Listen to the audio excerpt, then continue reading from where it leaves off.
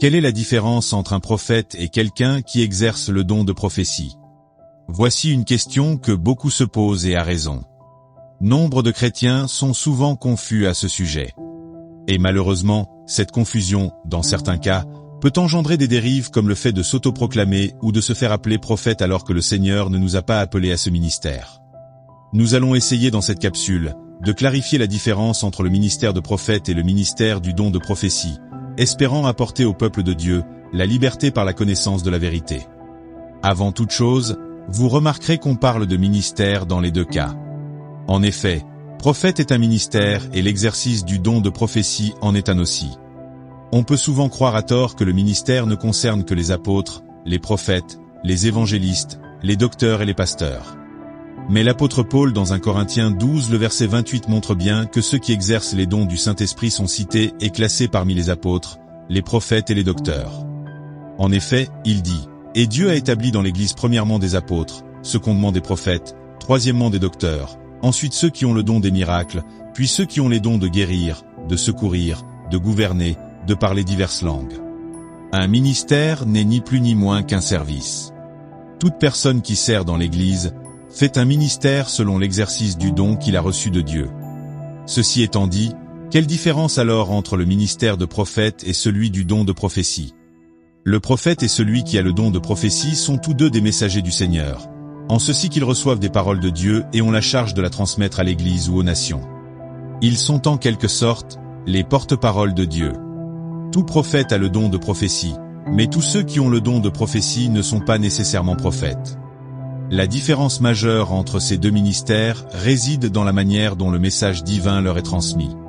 Celui qui a le don de prophétie peut régulièrement recevoir des paroles de Dieu par une multiplicité de visions, de songes, de paroles audibles et même en plus de cela, avoir le don de la parole de connaissance, sans que cela fasse de lui un prophète. Celui-ci ne sera considéré comme prophète que lorsque la parole qu'il aura reçue se sera faite chair en lui. Oh! Qu'est-ce que cela veut dire? Expliquons. Celui qui a le don de prophétie lorsqu'il prophétise est dissocié du message qu'il annonce. Ce n'est pas qu'il est en désaccord avec le Saint-Esprit ou qu'il est dans le péché. Ça n'a rien à voir. Il parle bien de la part du Saint-Esprit et est en accord avec lui. Seulement, sa vie personnelle n'a rien à voir avec ce qu'il annonce. En d'autres termes, il ne vit pas l'oracle, il ne vit pas la prophétie. Il se contente de la dire, de l'annoncer. Or, le prophète, lui, vit l'oracle dans sa chair. Au point où, on pourrait même discerner le message de Dieu juste en observant la vie du prophète sans qu'il ait à prononcer une parole. Voilà pourquoi on verra dans la Bible qu'avant de délivrer certains oracles, le Seigneur demandait aux prophètes de poser des actes prophétiques qui avaient une incidence directe sur leur vie personnelle.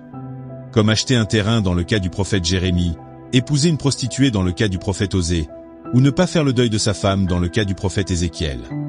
Tout cela étant en lien direct avec le message que devait annoncer le prophète au peuple. Le prophète est un signe pour sa génération et pour les générations à venir. Ses expériences de vie sont des prophéties exprimées en paraboles, qu'il explique en ouvrant la bouche.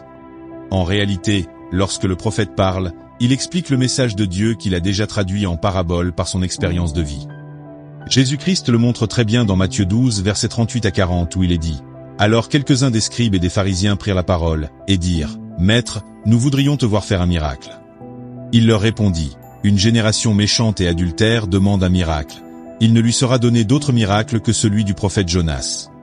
Car, de même que Jonas fut 3 jours et 3 nuits dans le ventre d'un grand poisson, de même le Fils de l'homme sera 3 jours et 3 nuits dans le sein de la terre. » On voit dans ce passage que Jonas, par son expérience de la noyade et de se faire avaler par un poisson, a servi de signe et d'oracle pour annoncer la mort et la résurrection de Jésus-Christ à venir. De même, des personnages comme Abel ou Abraham sont cités comme prophètes dans la Bible, alors qu'ils n'ont jamais prononcé d'oracle de leur bouche.